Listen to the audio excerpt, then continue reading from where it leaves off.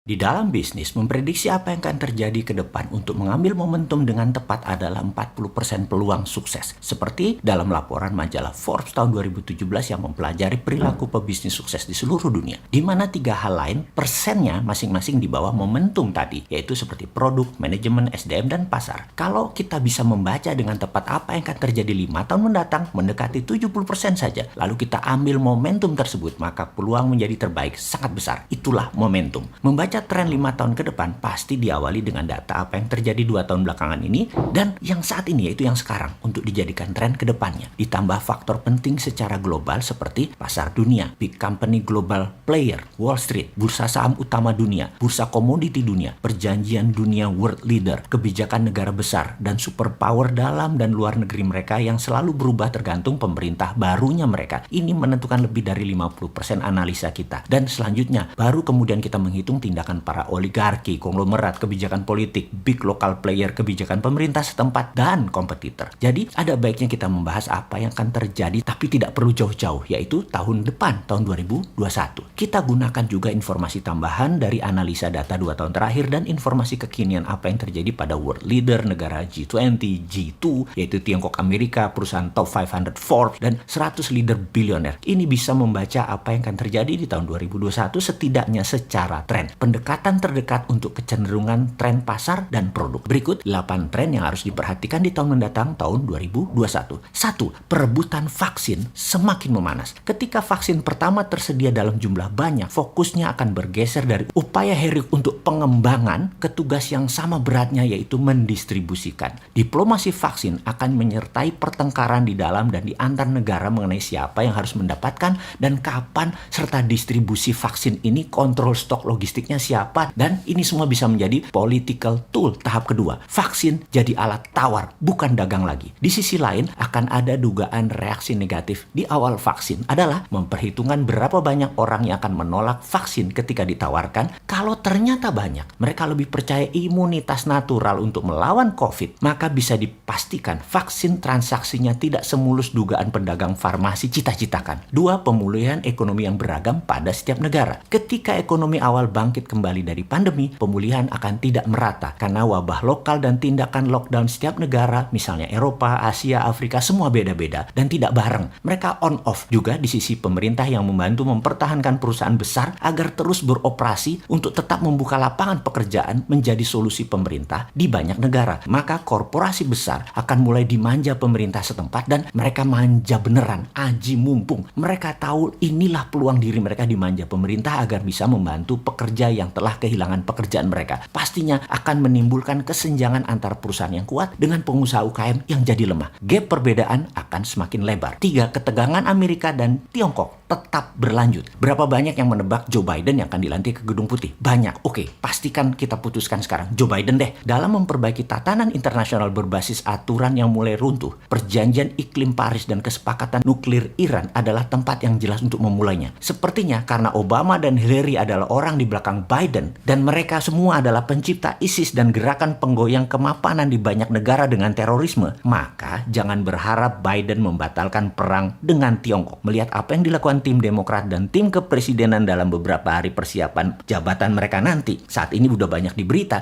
sepertinya perang dengan Tiongkok dipastikan berlanjut menggunakan gaya beda dengan Trump. Salah satu strategi Biden juga ingin memperbaiki hubungan dengan sekutunya agar lebih efektif. Banyak negara dari Afrika, dari Asia Tenggara melakukan yang terbaik untuk menghindari ketegangan perang dagang yang meningkat. Memilih membangun aliansi baru dengan Amerika untuk menjadi sekutu daripada dibom seperti Obama lakukan di zaman SBY dan di banyak negara. Trump tidak lakukan itu dalam 4 tahun terakhir. Tidak ada perang besar militeri di zaman Trump. Perang dagang dan perang ideologi iya dibanding zaman Obama, zaman Clinton. Jangan ditanya hal itu. Sejarah bisa mengatakan Trump tidak perang militer. 4. Perusahaan di garis depan menjadi fokus dunia yang didukung oleh negara masing-masing. Selain konflik negara antara Amerika dan Tiongkok, ada konflik swasta besar atau perusahaan multinasional juga berperang sama seperti Huawei, TikTok, Samsung, Apple, Oppo, WeChat, Alipay. Kan itu ke depan bisnis adalah the real war. Semakin menjadi medan perang geopolitik, negara besar masing-masing akan melindungi perusahaan multinasional mereka untuk bisa menyerang negara lain. Selain tekanan dari atas, perusahaan juga bingung. Perusahaan menghadapi tekanan dari bawah, yaitu tekanan karyawan dan pelanggan yang menuntut mereka untuk mengambil sikap terhadap perubahan politik dunia di mana mereka lebih fanatik pada produk bukan pada nasionalisme barang produk dari mana asalnya. HP murah, bagus, walaupun komunis Tiongkok yang buat mereka tidak pedulikan dibanding barang bagus yang sama buatan Amerika tapi lebih mahal. Misalnya, komunisme, otoritarian, diktator di sebuah negara dulu bisa digoyang pakai ekonomi, sekarang tidak lagi. Pokoknya barang bagus, murah, handal, orang beli aja. Dunia semakin global, dunia semakin tidak punya ideologi nasionalisme. Tentunya semua ada positif, ada negatifnya. Kita dagang, manfaatkan yang positifnya. 5. Setelah tech acceleration atau dunia karena efek COVID terjadi percepatan mengadopsi teknologi. Pada tahun 2020, pandemi mempercepat adopsi banyak perilaku teknologi dari konferensi video hingga belanja online hingga kerja jarak jauh serta pembelanjaan jarak jauh menjadi tren yang naik ratusan persen. Pada tahun 2021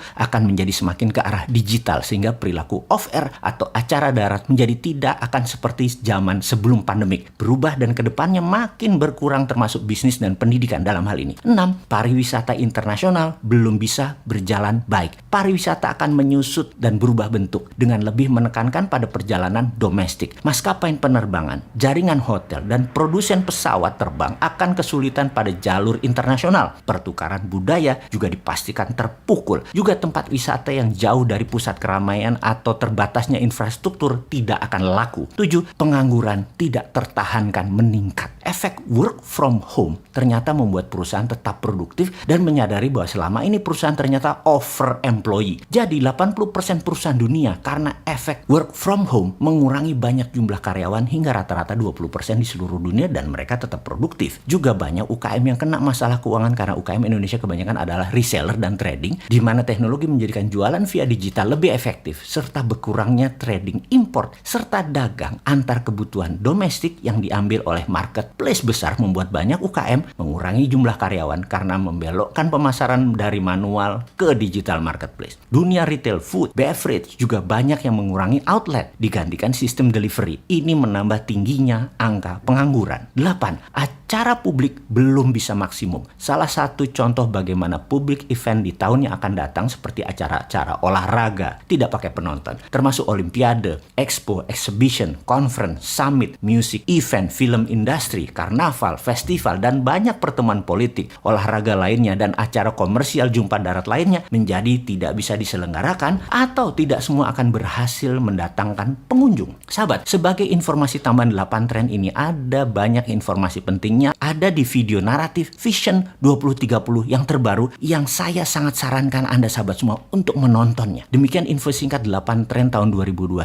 Semoga bisa jadi tambahan informasi atas apa yang akan terjadi di tahun depan sampai tahun 2022 sebagai patokan arah. Selamat ambil momentum.